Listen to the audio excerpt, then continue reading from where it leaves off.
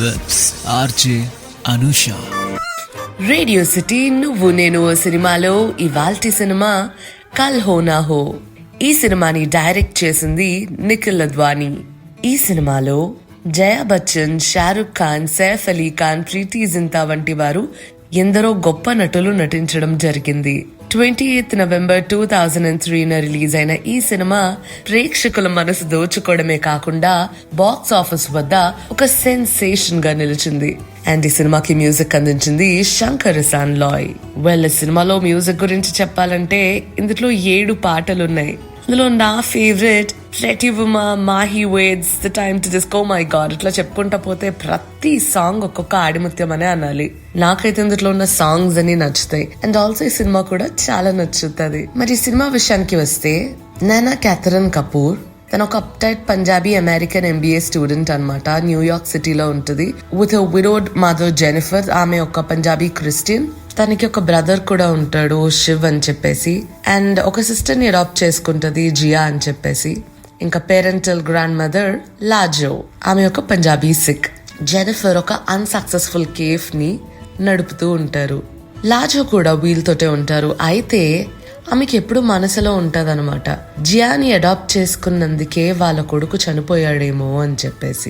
నైనాకి 2 best friends ఉన్నారు. తన classmate Rohit Patel, తన ఒక Gujarati American, and Jaspreet Sweetu Kapoor, Jazz's sister అన్నమాట. Life is dull and overshadowed, ఎందుకంటే వాళ్ళ నాన్నగారు చనిపోయారు. Until Aman Mathur and mother moved in next door with his uncle Preetham Chadda. Aman యొక్క cheerfulness మొత్తానికి నైనా వాళ్ళ ఫ్యామిలీని గెలుచుకునేలా చేస్తుంది.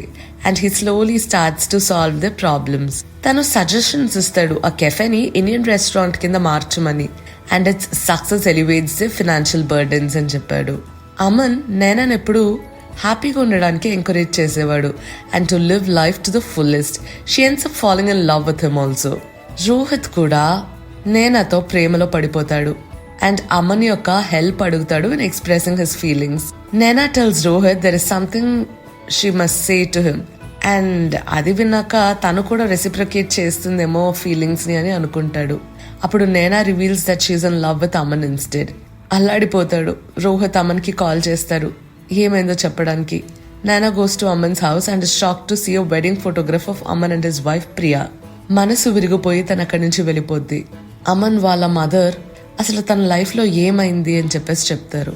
He says that he loves Naina but has decided to hide it because he is suffering from a fatal heart condition. Tanu actually is not married. Priya tana childhood friend and oka doctor. Aman was to bring Naina and Rohit together before he dies. తను అనుకుంటాడు రోహిత్ తనకి చాలా బాగా suit అవుతాడు, చాలా మంచిగా చూసుకుంటాడు అని. ఇదంతా ప్లాన్ చేస్తాడు నైనాని రోహిత్ ని కలపడానికి. అండ్ వాళ్ళ ఫ్రెండ్షిప్ మెల్లగా ప్రేమ కింద మారిపోద్ది. నైనా ఈ ప్లాన్ అంతా తెలుసుకుంటది. ఆ తర్వాత అసలు ఏమై ఉంటది? రోహిత్ తో అమన్ తో మాట్లాడడం మానేస్తాదా? అండ్ అమన్ నైనా వాళ్ళ ఫ్యామిలీ అందరికి నచ్చేస్తాడు. కానీ నైనా వాళ్ళ ఫ్యామిలీ వచ్చి అమన్ వాళ్ళ ఫ్యామిలీని కన్విన్స్ చేస్తారా? లేదు అంటే అసలు ఏమవుద్దో తెలుసుకోవాలి అంటే మూవీని మనం చూడాల్సిందే. అదబ్బా నువ్వు నేను సినిమాలో ఇవాల్టి సినిమా కల్ హో నా హో.